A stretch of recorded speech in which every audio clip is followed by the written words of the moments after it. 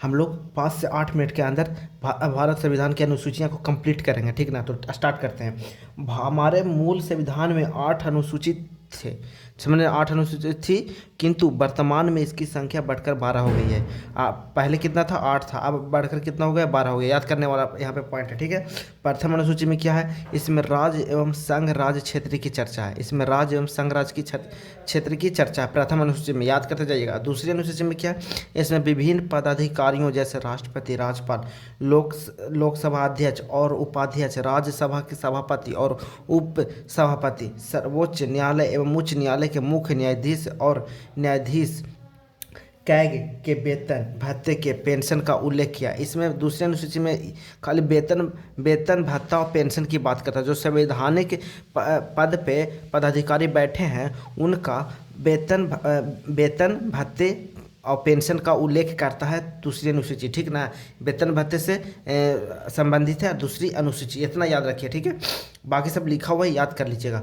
Note में महान्यायवादी के वेतन की चर्चा दूसरी अनुसूची में नहीं है, लेकिन दूसरी अनुसूची में महान्यायवादी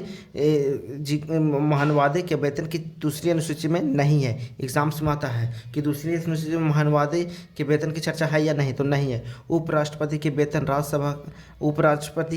राज्यसभा के सभापति के रूप में है, न कि राज्यसभा के सदस्य के रूप में। कहने का मतलब है कि उपराष्ट्रपति का जो वेतन है वो राज्यसभा के सभापति के लिए मिलता है, न कि राज्यसभा के सदस्य उसके लिए मिलता है, ठीक है। तो यहाँ पे याद रखिएगा। अब प्रमुख पद और वेतन देख लीजिए। राष्ट्रपति का वेतन कितना, 5 लाख रुपए प्रति माह। अगर आप बिहार दरोगा, बिहार पुलिस और मद्य निषेध का तैयारी कर रहे हैं तो अनुसूची बहुत इंपॉर्टेंट है, हॉट टॉपिक है। और अगर चैनल पे नए हैं तो चैनल को सब्सक्राइब कर लीजिए और वीडियो को लाइक कर लीजिए। टॉपिक बाद हम लोग कंप्लीट करते हैं, रिवाइज करते हैं कोई भी सब्जेक्ट को, ठीक है। तो राष्ट्रपति का वेतन कितना, 5 लाख रुपया प्रति माह। उपराष्ट्रपति का वेतन कितना है, 4 लाख रुपये प्रति माह। लोकसभा अध्यक्ष 4 लाख रुपये प्रति माह। लोकसभा अध्यक्ष का कितना वेतन है, राज्यपाल और लोकसभा अध्यक्ष का वेतन कितना है।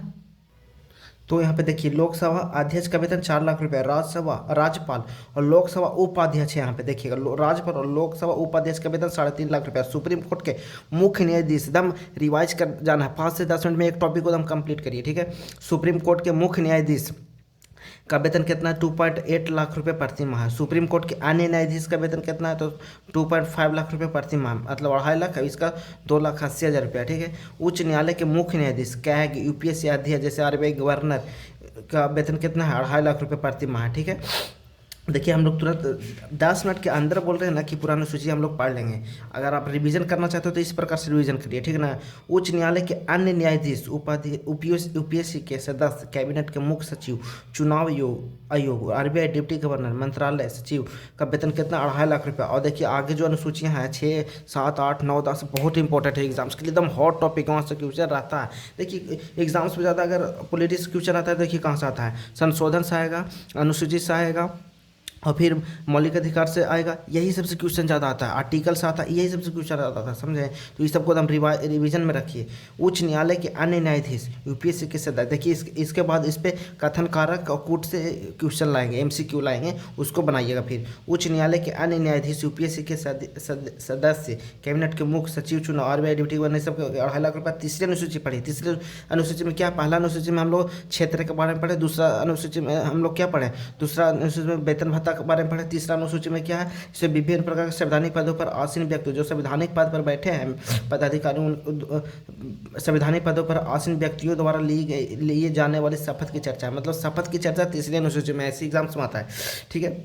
तो देखते हैं कि पदाधिकारी कौन होते हैं। संघ के मंत्री, मतलब सेंट्रल मंत्री, संघ के मंत्री, संसद के निर्वाचन के लिए प्रत्याशी, जो संसद के चुनाव लड़ता है वो, मतलब प्रत्याशी। संसद सदस्य कौन शपथ लेगा, तो संसद सदस्य भी लेते हैं। उच्चतम न्यायालय, ये सबको चर्चा किया हुआ है तीसरे अनुसूची में कि सब शपथ लेगा, ठीक है। उच्चतम न्यायालय के न्यायाधीश, भारत के नियंत्रक एवं महालेख, जिसको हम लोग कैग बोलते हैं, ठीक है। भारत के नियंत्रक एवं महालेख परीक्षक, ठीक ना।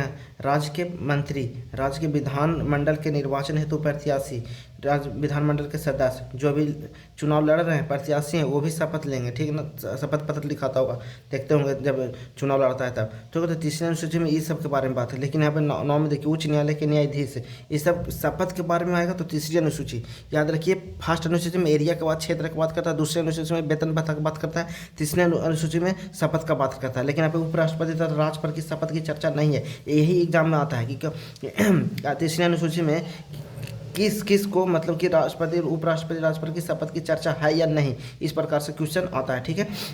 तो हम लोग आगे देखते हैं।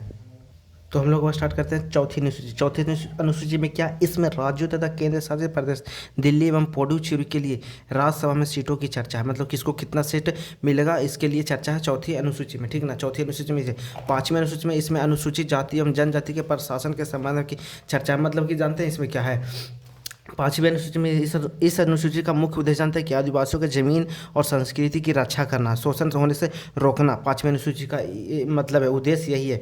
जैसे यहाँ के राज्यपाल को मतलब कि शक्ति ज़्यादा होता है, कोई कानून है तो उसमें सुधार करके जो इसके जनजाति अनुसूचित जाति और जनजाति के विरुद्ध में रहेगा उसको सुधार देंगे राज्यपाल, इतना पावर रहता है वहाँ के जनजाति राज्यपाल में, ठीक है। छठी अनुसूची में इस अनुसूची में पूर्वोत्तर भारत के 4 राज्य असम, त्रिपुरा, मेघालय और मिजोरम के अन्य अनुसूचित क्षेत्र एवं प्रशासन की चर्चा है, मतलब यही है। यहाँ के भी जितना अनुसूचित जनजाति है इस यहाँ के मतलब कि यहाँ भी वही है, संस्कृति उन लोग का जमीन वगैरह का रक्षा करना यहाँ का प्रशासन का ये काम है। और यहाँ का जो अथी होता है प्रशासनिक जो प्रशासन करने वाले होते हैं रिपोर्ट देते रहते हैं राष्ट्रपति को, ठीक ना, कि यहाँ सब चल रहा है कि राष्ट्रपति की भूमिका होती है इसमें, ठीक ना। जो मतलब राज्यपाल इन क्षेत्रों के प्रशासन के संबंध में वहाँ रिपोर्ट देते रहते हैं। आगे देखते हैं सातवीं अनुसूची।